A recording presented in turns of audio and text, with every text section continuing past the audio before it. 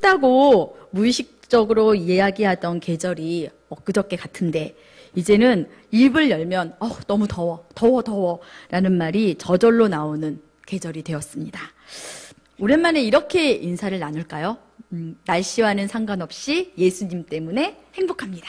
옆에 분과 인사 나누세요.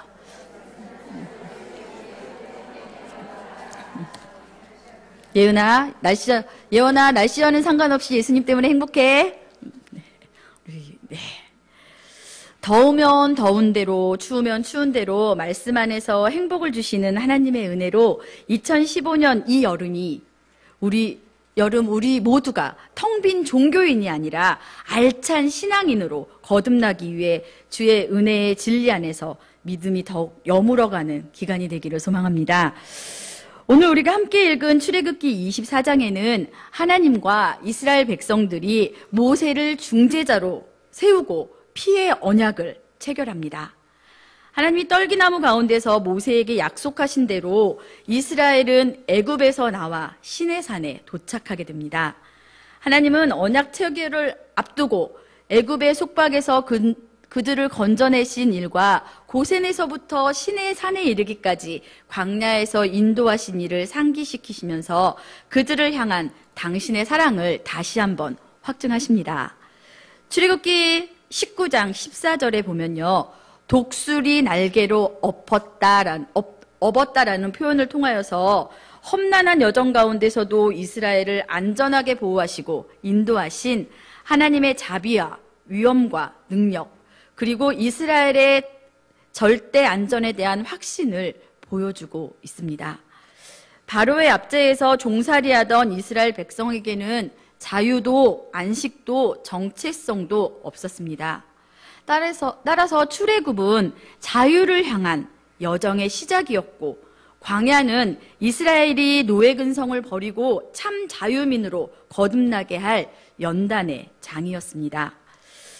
출애굽은 장소의 이동만 아니라 신분의 변화를 가져왔습니다. 바로의 노예였던 이스라엘 백성들을 하나님께서는 자신의 특별한 소유, 보배 같은 존재로 삼아주셨습니다. 하나님께서는 구름 가운데서 모세에게 임하심으로 중재자로서의 모세의 역할을 알리고 그 건의를 세워주시어 이스라엘 백성이 그가 전한 말이 하나님의 말씀인 줄을 알고 믿게 하셨습니다. 중재자로서 모세의 건의를 세우신 하나님은 이제 하나님의 현현과 언약 체결 준비를 위해 출애굽기 19장에서 두 가지를 이스라엘 백성들에게 요구하십니다. 그 하나는 시내산에 도착한 이스라엘 백성에게 앞서 베푸신 은혜를 기억하고 자신을 성결케 하라고 요구하십니다. 신랑을 맞이하는 신부처럼 온전한 성결, 즉 내적인 성결을 위해서 외적인 정결까지 유지하도록 의복을 세탁할 것을 말씀하시죠. 다른 하나는 하나님이 정해주신 경계를 넘지 않도록 경고하십니다. 하나님은 그분이 먼저 다가오시지 않으면 우리가 나아가서 찾아뵐 수 없는 절대자이십니다. 이스라엘 백성들의 안전을 생각하시면서 경계를 지어 그들의 생명을 보존하도록 배려하십니다. 이처럼 성결 요구와 경계 설정은 거룩하신 하나님과 부정한 인간 사이의 근본적인 차이와 간격이 있음을 말해주고 동시에 대속적인 중보의 필요성을 예고하고 있습니다. 애굽에서 광야를 지나 시내산까지 이 모든 노정은 언약 체결을 위한 여정입니다. 오늘 본문을 찬찬히 읽어보면 언약 체결을 위해 하나님 앞으로 나가는 대상에 따라서 산에 오르는 지점이 제한되어 있다는 것을 알 수 있습니다. 하나님은 모세와 아론과 두 아들 그리고 이스라엘 백성을 대표하는 70인 장로들을 산으로 부르십니다. 그런데 오직 모세만 하나님께 가까이 갈 수 있었고 아론과 장로들은 멀리서 경배해야 했으며 백성은 산으로 올라가는 것조차 허용되지 않았습니다. 하나님의 명령 없이 아무도 산에 올라갈 수도 하나님께 다가갈 수도 없었습니다. 아직 성막이 완성되기 전이었기 때문에 이 산은 하나님의 현현과 언약 체결의 장소인 성소와 다름이 없었기 때문이었죠. 그러나 언약 체결 이후에는 하나님께서 친히 초청하여 만나주시고 만찬으로 초대하여 하나님을 뵙게 합니다.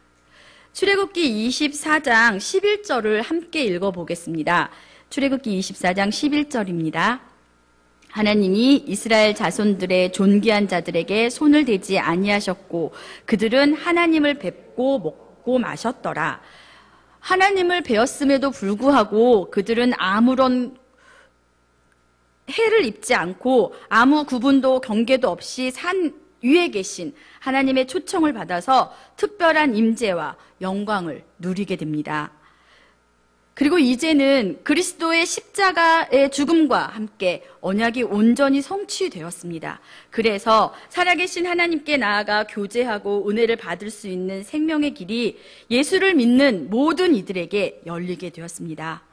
누구든지 예수 그리스도를 믿음으로 구원을 받고 생명으로 나아갈 수 있게 되었습니다. 모세를 통해 십계명과 율례를 들은 이스라엘 백성은 하나님이 말씀하신 대로 다 준행하겠다고 3절과 7절에 거듭 약속합니다. 하나님과 자신들의 관계를 규정한 것을 받아들임으로 하나님의 모든 말씀을 지키는 것이 그들의 존재와 삶의 방식이 되게 한 것입니다.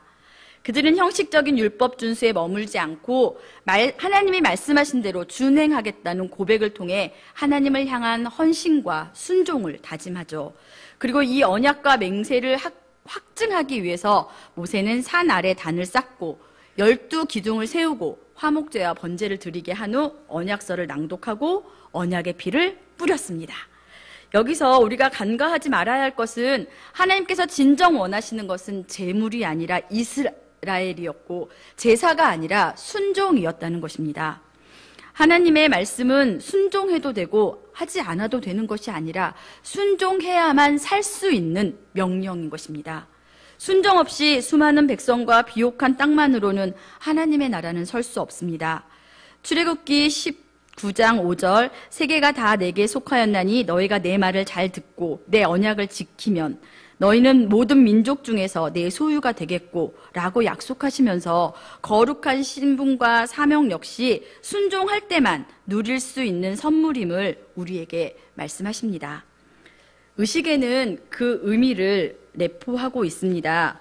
언약서 낭독 전후로 모세는 언약의 피를 취하여 피의 절반은 제단에 뿌리고 나머지 절반은 순종을 다짐하는 백성에게 뿌렸습니다. 언약 체결 시 언약 당사자들에게 희생 제물의 피를 뿌리는 것은 당시 고대 사회의 관습이었다고 합니다. 이러한 의식을 통해서 모세는 여호와와 이스라엘이 피로 맺어진 관계임을 공식적으로 선언했습니다. 또한 그들에게 구별된 백성이라는 자의식을 심어주었습니다. 그와 함께 언약을 깨트릴 경우 피, 곧 생명으로서 그 대가를 치르게 된다는 사실을 일깨웠습니다. 그럼에도 불구하고 이스라엘은 역사 내내 은혜를 망각하고 이 언약을 깨트려 왔습니다. 안타깝게도 이스라엘의 모습이 별반 우리의 모습과 다르지 않음을 우리는 스스로 알고 있습니다. 은혜로 평안하면 하나님을 떠나 범죄하고 고통 속에서 하나님을 부르짖어 회개하면 하나님은 긍휼하심으로 다시 회복시키시고 다시 평안하면 하나님을 떠나 범죄하고 또 회개하고 또 돌아오게 하시고 이런 회개가 계속 반복되는 죄의 고리를 끊으시고 우리를 돌아오게 하시겠다는 이 구원의 약속을 이루시려고 하나님께서는 자기 목숨과도 같은 아들을 십자가에 내어주셨습니다. 하나님의 아들이 친히 제물이 되심으로써 죄인을 거룩하게 하고 그 피로 새 이스라엘로 부르시고 새 언약을 맺어주셨습니다. 아버지의 사랑과 목숨 건 아들의 순종이 자기 목숨을 위해 하나님을 저버린 죄인의 생명을 다시 살리게 합니다. 구약이든 신약이든 죄와 사망에서 죄인을 구원하는 것은 예수 그리스도의 보혈밖에 없습니다. 언약 체결 이후 하나님은 모세와 함께 멀리서 경배하던 백성의 대표들을 산 위로 불러 축하연을 여십니다. 당시 고대 근동사회에서는 언약을 체결한 뒤 언약 당사자들이 함께 식사를 나누며 우위를 다지고 친교를 가지는 것이 정례화되어 있다고 합니다. 하나님의 초대는 언약을 비준하고 축하하는 만찬이었습니다. 그리고 그 언약 체결로 이스라엘은 하나님을 더 이상 조상들의 하나님이라고 부르지 않았습니다. 출애굽기 3장 13절에 보면 모세가 하나님께 아뢰되 내가 이스라엘 자손에게 가서 이르기를 너희 조상의 하나님이, 4장 5절에 보면 이는 그들에게 그들의 조상의 하나님, 아브라함의 하나님, 이삭의 하나님이라고 표현하고 있는데, 이제 언약 체결 이후에는 더 이상 조상들의 하나님이 아닌 출애굽기 24장 10절에 보면 이스라엘의 하나님이라고 표현하고 있습니다. 부르고 있는 것을 볼 수 있게 됩니다. 만찬으로의 초대는 성막에서 맛보게 될 하나님의 친밀한 임재에 대한 예고였고 모든 백성에게 주실 영광스러운 교제의 맛을 보게 하신 것입니다. 말씀 준행을 다짐한 이들은 하나님을 보고도 죽지 않았을 뿐 아니라 하나님 앞에서 먹고 마시며 즐길 수 있었습니다. 피의 구속 없이는 거룩하신 하나님을 대면할 수 없습니다. 예수님께서 대신 피 흘리심으로 다시 우리를 언약의 파트너로 세워주셨습니다. 신앙은 관념이 아니라 관계입니다. 하나님의 백성으로 살기 위해 하나님과 바른 관계를 맺겠다고 언약을 체결한 이스라엘 백성들은 하나님의 말씀대로 살겠다고 응답합니다. 하나님께서는 하나님의 백성으로 부르신 우리들에게도 하나님의 백성으로 살기에 합당한 모습과 언어와 행동으로 응답을 요구하십니다. 그리고 믿음과 말씀을 우리의 모습을 통해서 살아계신 하나님에 대한 물증으로 우리 자손들에게 보여주어 전수하라고 말씀하십니다. 성경이 말하는 하나님, 예수님이 어떤 분이신지 다음 세대에게 알려주려면 우리 자신이 먼저 성경이 말하는 하나님이 어떤 분이신지 배우고 알아야 합니다. 우리가 끊임없이 성경을 읽고 듣고 배우고 암송하고 묵상해야 하는 이유를 크리스천 스토리텔러 양승원 목사는 이렇게 설명하고 있습니다. 우리가 성경을 읽고 듣고 배우고 암송하고 묵상해야 하는 이유는 성경에서 정보를 얻기 위해서가 아니라 하나님을 바로 알기 위해서입니다.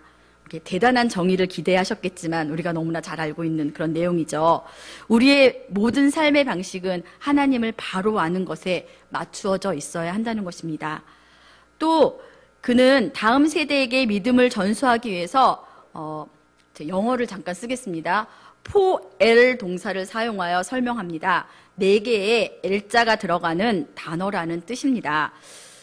이 포엘 동사는요, 부모가 먼저 말씀을 통해 자신을 계시하시는 참 하나님을 배우고, 여기서 영상 런 배운다는 뜻입니다. 그리고 하나님을 모든 것을 다해서 사랑하며 러브, 그분의 말씀에 순종하여 살아감으로써 리브, 하나님을 알고 사랑하고 말씀대로 사는 믿음을 다음 세대에게 물려주는 리브, 라는 것이라 설명하면서 이 과정이 재생산될 때만이 이스라엘은 온 세상을 축복할 하나님의 백성의 공동체로서 존속할 수 있다고 말하고 있습니다. 이스라엘 백성들은 모세가 읽어주는 하나님의 말씀에 여호와께서 말씀하신 것을 우리가 준행하리이다 라고 응답합니다. 준행은 지켜서 행한다는 말입니다. 그렇게 행동하겠다는 선언입니다. 성경은 하나님의 백성이 하나님의 백성답게 살기 위해서 언약의 말씀을 손목에 매어 기호로 삼고 미간에 붙여 표로 삼고 집 문설주와 바깥문에 기록하여 하나님의 백성으로 사는 법을 가르치고 그대로 살라고 우리에게 요구하십니다. 저희 교회는 절대 아닙니다. 어떤 교회 유치부에서 아이들에게 간식을 멸치로 나누어 주었다고 합니다. 아이들은 그 멸치를 이렇게 받자마자 입에다 쏙 집어넣어서 오물오물 먹는데 한 아이가 그 멸치를 손에 꼭 쥐고 먹지 않고 있는 것입니다. 그래서 교사가 물었다고 합니다. 너 왜 안 먹어? 멸치 싫어해? 그랬더니 아이가 고개를 절레절레 흔들면서 멸치를 꼭 붙잡고 있었다고 합니다. 그러더니 조그만 목소리로 아빠 갖다 주려고요. 그래서 이 아이가 왜 이 멸치를 아빠에게 갖다 주고 싶어 할까? 막 궁금한 교사가 또 궁금증을 참지 못해서 아이의 귀에다 대고 이 멸치 왜 아빠 갖다 줄 건데? 그랬더니 이 아이가 선생님을 바라보면서 아빠가 맥주 마실 때 드리려고요. 아이는 맥주를 멸치와 먹는 이 조합을 어떻게 배웠을까요? 우리가 사는 매일의 삶은 아이들이 배우는 교과서입니다. 우리는 바로 살아야 하고 믿음으로 살아야 하고 언약의 말씀을 삶으로 통역해서 우리 아이들에게 보여주어야 할 의무가 있는 믿음의 선조들입니다. 하나님 앞으로 나아가는 우리의 자세 또한 이스라엘 백성들의 고백과 같아야 합니다. 여호와의 말씀을 우리가 준행하리이다. 우리만 준행할 뿐 아니라 우리의 다음 세대들에게도 전해주고 함께 하나님의 성산으로 나아가 언약의 축제에 참여할 수 있도록 우리들의 다음 세대들을 인도해야 합니다.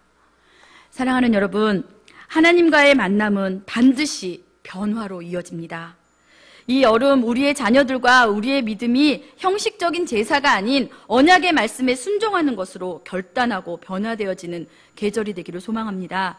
자녀들이 변화되기만을 기다리는 여름이 아니라 우리가 먼저 변화되어 하나님 앞에 있는 것처럼 자녀들을 대하며 말씀으로 우리 자녀들을 양육하겠다고 다짐하고 삶으로 변화의 모습을 보여주어야 합니다. 우리 자녀들이 만나주시는 하나님께로 가까이 나올 수 있도록 기도하며 믿음의 용기를 불어넣어 주어야 할 때가 바로 지금입니다.